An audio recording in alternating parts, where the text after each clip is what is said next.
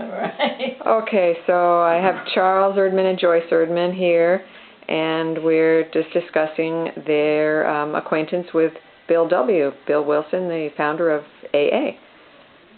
So, Charlie, when did you first meet Mr. Wilson? I first met him without even realizing, of course, who he was, when he stopped by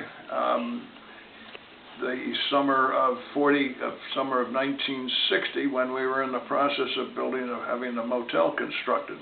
And he came down to the job site and saw what was going on, etc. And this was in East Dorset, Vermont? That's in East Dorset, Vermont, right. Well, that was so much for that. Then the following summer, when the place was in full operation, the phone rang, and I took the call again, and it was his voice who said, "Now, I want to make sure you're the motel who is right across the street from Friedleyville, are you not?" And I said, "Yes, we are." I had just learned where Friedleyville was recently myself, and I knew it had to be somebody very familiar with the area.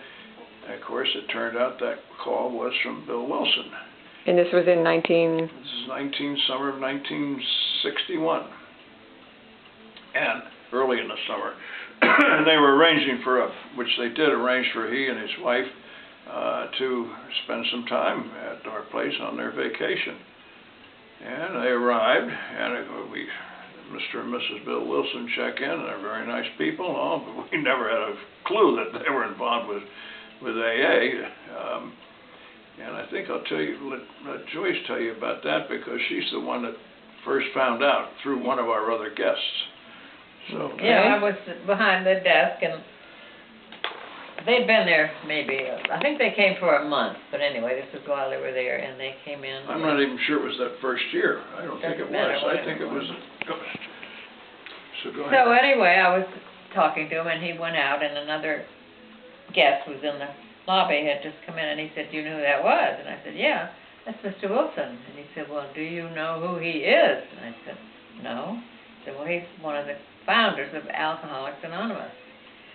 I said, "Well, is that so?" So anyway, we got to know him more, Bill and Lois, and he told us all about his experience and how it started. And of course, they came back year after year for about a period of, I don't know how many years. I really can't remember those details. It was certainly until he started failing in health. They were back every year, and were some of our favorite guests. But we didn't treat them any differently than anybody else. Meaning that we didn't sort of say, "Gee, these two are involved in AA." We didn't act that way, or didn't even sort of think about it that way. They were just nice people to have around, and he's a big, tall, gangling guy at the time, and was on the phone a lot, calling his. Always on the phone. We didn't have phones in the room, so he had to use the lobby.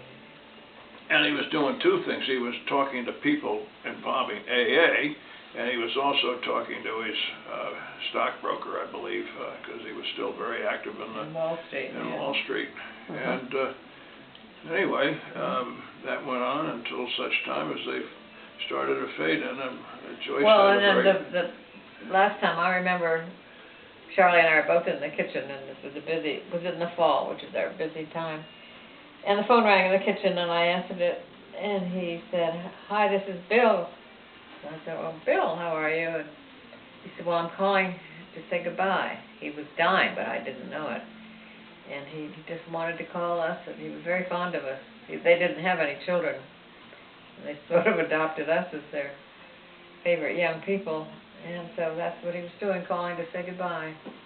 Very sad. Now, at the time he was in Miami, wasn't he? At the time they were in Florida at the time. They were in Florida.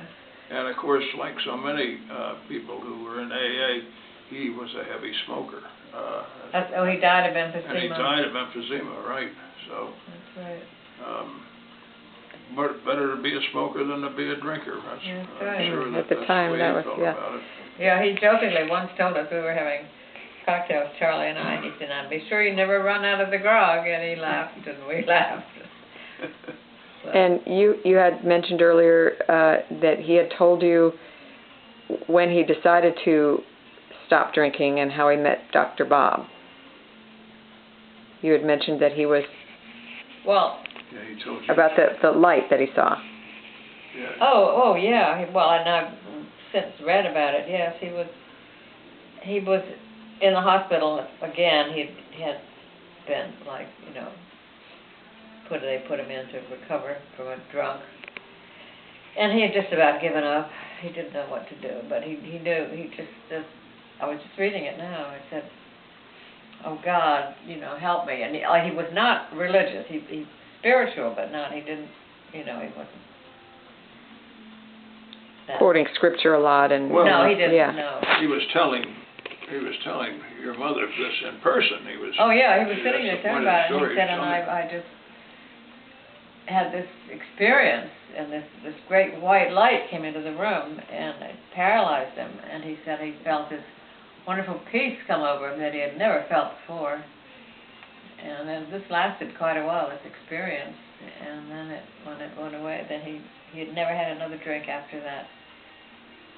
He was a good storyteller. Mm-hmm. And also, we have since his death, we have visited his grave, which is in the East Dorset. Oh, it's on the way. The old East Dorset Yeah. graveyard, Yeah. which. Mm-hmm. And I used to pull in when I'd see people praying at his grave and laying flowers and sometimes coins. I don't know what that was all about, but anyway, and I stopped once and said to someone, I'd like to share something. I knew Bill Wilson, and they just aghast that anybody had known this man. And one woman said, may I hug you? And I said, sure.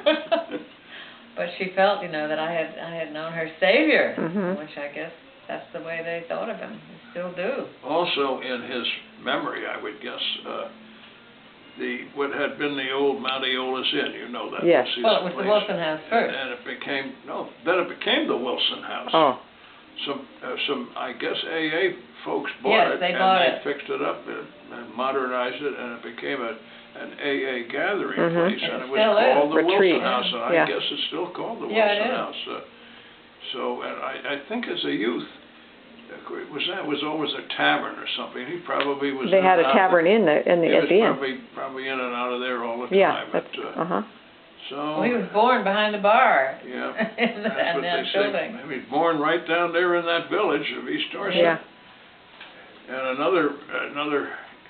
remember another time when had nothing to do in particular, but our mailman, the guy who delivered the mail Bill for U.S. Whalen. Mails, Bill Yeah. Whalen is his name. Now, one day he realized, he heard that Wilson was staying at our place, so he came up, because it turns out it was his father or his uncle. Mark Whalen. One of his father, was it? Yeah. Had been a big-time buddy of Close Bill friend, Wilson's, yeah. very close friends, and I guess drinking buddies as Mhm. well. Oh, yeah. That's what he told us. That's Yeah. what Bill Whalen told us. So, it's just, man, just was something else the way he worked. He was quite a man, all right, Yeah, and he was. certainly has Great privilege to done have known him. a great thing for the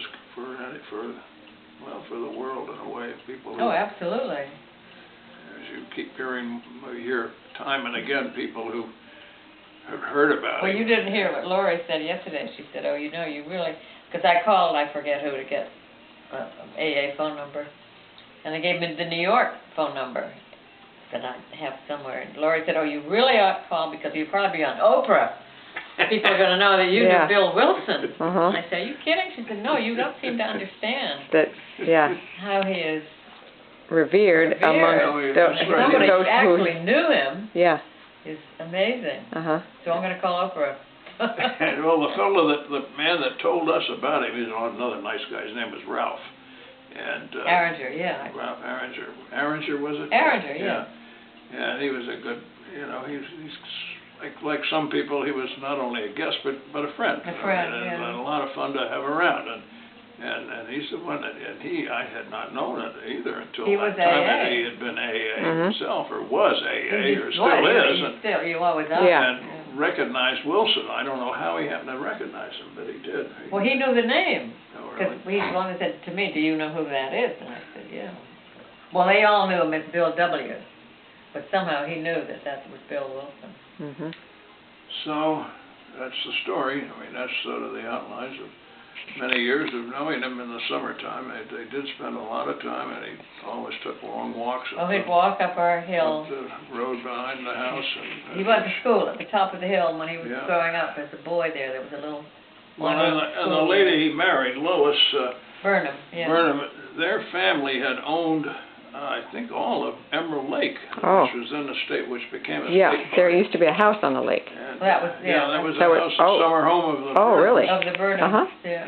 And somehow She became his girlfriend, Lois yeah. Burnham and Bill, who was, I guess he was home from time to time, or in East Dorset or something yeah. like that, to bump into her, and she became his devoted, long-time. Mhm. Now, Mom, you mentioned that she used to she told you a story about the mattress. Was that written in the book, or is that something she personally told you about?